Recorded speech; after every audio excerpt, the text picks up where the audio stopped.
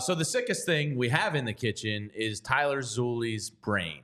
And I saw we went a little bit viral in the White Sox Nation because they caught wind of our Luis Robert trade that we proposed. And it was really funny because the White Sox fans got their teeth into it. And they were going, no way is this deal fair. No way. Controllable guy for 4 more years. Blah, blah, blah, blah, blah, blah. This isn't enough. And they were like, how about you give us Bryson Stott? And I know. I saw it. I was like, wow.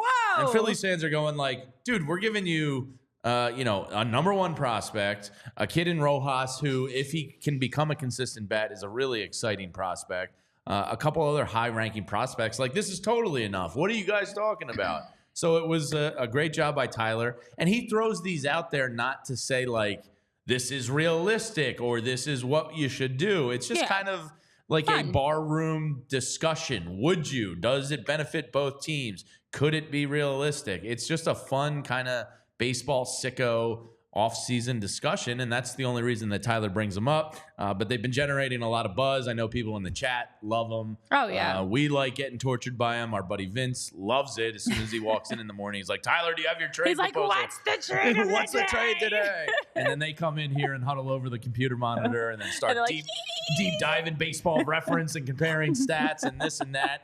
So, Tyler, you sick bastard, what do you have for us today? Triple T, baby. By the way, we don't talk about these before the show starts, right? No, we don't. Me and Renee do not. Tyler's trade talk is always just sprung on us, like it's sprung on you guys in the chat. And like Jamie said, it's just a chance for us to have a conversation like we would do with our buddies. Would you? Would you not? It's just fun. Would you rather game, basically, of Tyler's trade talks. All right, Tyler, what you got? The two of you don't see these before the show starts. And the reason that I preface that today specifically is because you literally just, not Corbin Burns, but just got done talking about this guy. Oh, Devin Williams. Yes, it's going to be a lot. Listen, he's going to cost you a ton. He's going to cost you a ton. And on the chat, they're already talking about Devin Williams. Pitch. There is one name on here in particular that people have some kind of like cult following for already, and I'm curious your thoughts. So I know we're having the graphic is not flashed yet on technical difficulties YouTube. here. So here is your trade. All right, here we go. The Phillies get Devin Williams. The Brewers get Mick Abel. See ya. Orion Kerkering and Starlin Caba. I would. No. Oh, Tyler! I mean, that's probably like fair value. Like, oh man, a back end of the bullpen potential piece in Orion. A potential like Abel's ceiling is probably a 2, but more low realistically 2, high a 3. Yeah, somewhere in that range in the majors if he pans out. And then Starlin Caba, who could be an exciting prospect, who's kind of rising the charts quickly within the Phillies organization. I would do it.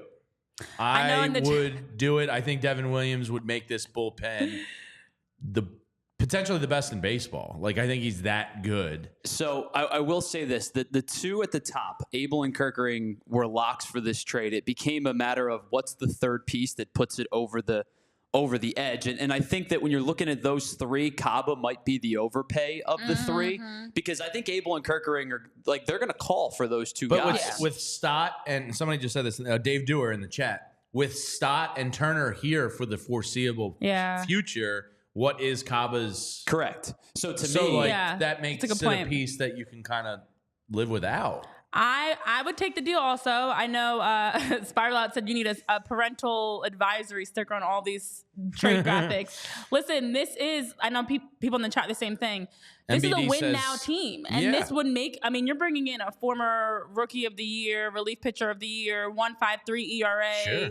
Devin Williams at 29 that we know what we're going to get for Devin Williams. I do feel like Orion specifically, we saw in the postseason, he's got he's young. He was just drafted a year ago. Orion has a lot specifically that he still has to work on. Devin Williams is ready now. Yeah. Same thing with Mick Abel. So I like this trade actually, and I would do this, especially since Milwaukee's been actively looking to shop their guys and looking to make some trades. This gives them some youth, and we don't really care how they benefit. But most importantly for the Phillies, this is a win-now team, and being able to plug in a Devin Williams.